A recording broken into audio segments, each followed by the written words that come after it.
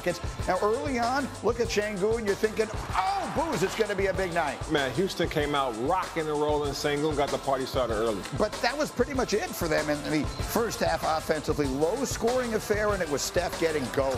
Yeah, he went to the basket early when they denied the three, but then the three just opened up for him. Steph, 16 first-half points.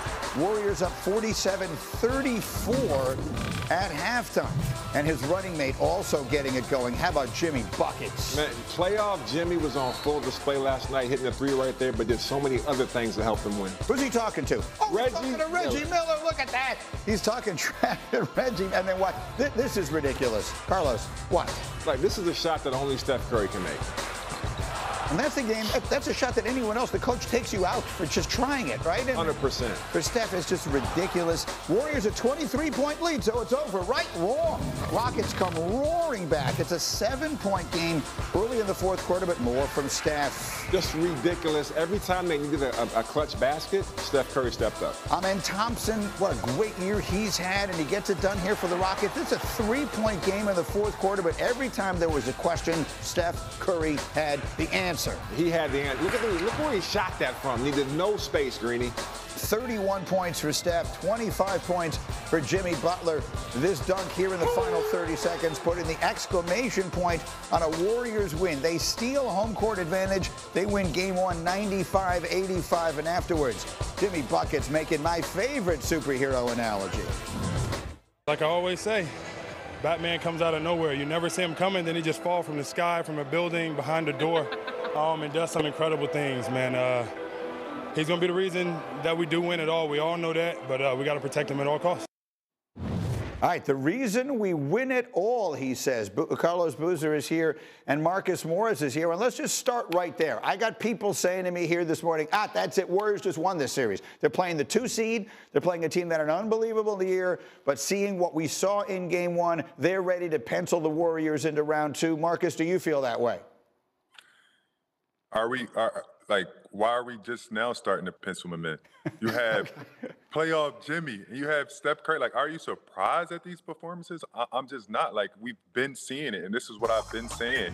These guys are veterans. These guys know how to win games. They know how to close games. And listen, playoff Jimmy, being able to score the ball as well as he's doing right now and defend, it's like having 2 Draymond Greens on the court right now. And one of them now can really score from 3 levels. Steph Curry is just doing what we've been seeing him do over the years. So, Booze, I'm just doing this in my head, but going back to last Sunday when they played that overtime game against the Clippers, Hembo, make sure I have this right. They've got, and then they play the play-in on Tuesday night, and now game one of this series yesterday.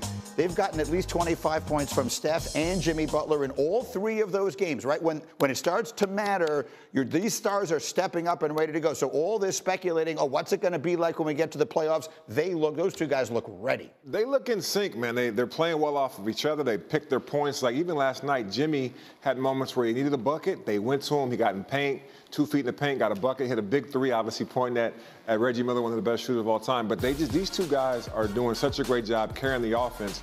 And Jimmy also defensively. This Warriors team was so great defensively. You hold Van Fleet to 4 for 19 shooting. You hold Jalen Green, who's their leading scorer, 3 for 15. They only had 17 points combined in their backcourt. Phenomenal job defensively for this team. I got to give it up to him, Marcus, when they made this trade for Jimmy Butler. I remember Draymond Green saying, probably on his podcast, I forget where he said it, but he said, that we just won the championship.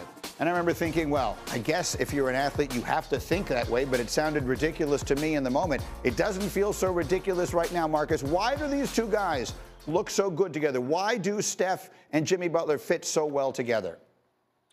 Well, Jimmy Butler is a guy that plays the game the right way. So, I'm not even surprised that he was able to plug him in. I think you could plug Jimmy Butler in anywhere in the NBA. He knows how to play. He's been watching Steph Curry. These are 2 veteran guys. He likes to get guys involved, but now we're seeing him be aggressive when a team needs him to be aggressive, needs to score the ball. And Steve Kerr just putting him in great spots to get to his spots, raise up. And even when he's getting into the paint, he's always looking for Steph. So just the intangibles that he brings, I'm not even surprised that it's gelling that well. The other thing I would add, too, is that these guys are hungry to win. Jimmy Butler has no championships. Yeah. He wants a championship. And they're playing, they keep the main thing the main thing. They want to win it. He's never won a championship. And think about what's at stake for Steph. I mean, we're way, or like you need to win 16 playoff games to get there. They've won one. So let's not get ourselves way crazy yet. But the things that could be at stake for Steph Curry as we work our way towards the possibility of a fifth NBA championship. Again, let's put a sort of a pin in that conversation. We'll come back to it. Much more hoops as we go. NFL draft 3 days away and counting. Let's roll. All the intrigue is at the 3 pick. That really feels like the place that everything is going to shift because the New York Giants have that pick. And in the last couple of days, they worked out the 3 guys you just saw on your screen. Shedeur Sanders and Tyler Shuck and Jalen Milroe. Giants have the 3rd pick. They have the 34th pick, which is number 2 in round 2.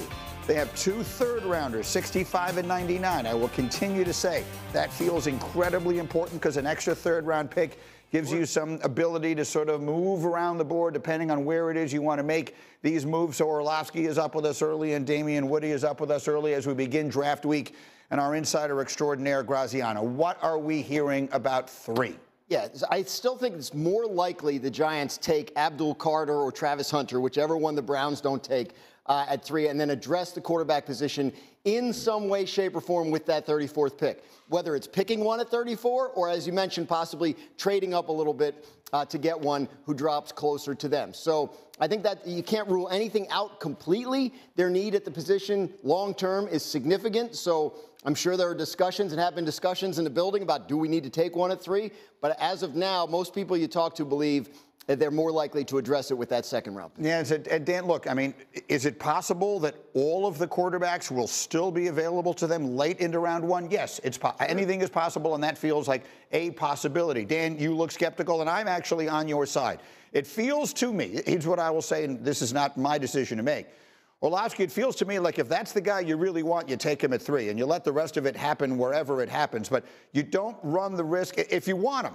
Again, if you're equally happy with all these quarterbacks, that's a different conversation. Why are you looking at me like that? Because Abdul Carter, that changes like if you weren't happy with your other choices at 3, I could see your point. But you have a chance to get a franchise-altering edge rusher or a 2-way stud. I think that's the key thing not to overlook here. Yeah, I get it, but look, quarterback, I think, is just so disproportionately important. I hate saying this to Orlovsky because it goes to his head, and we all understand how these quarterbacks feel.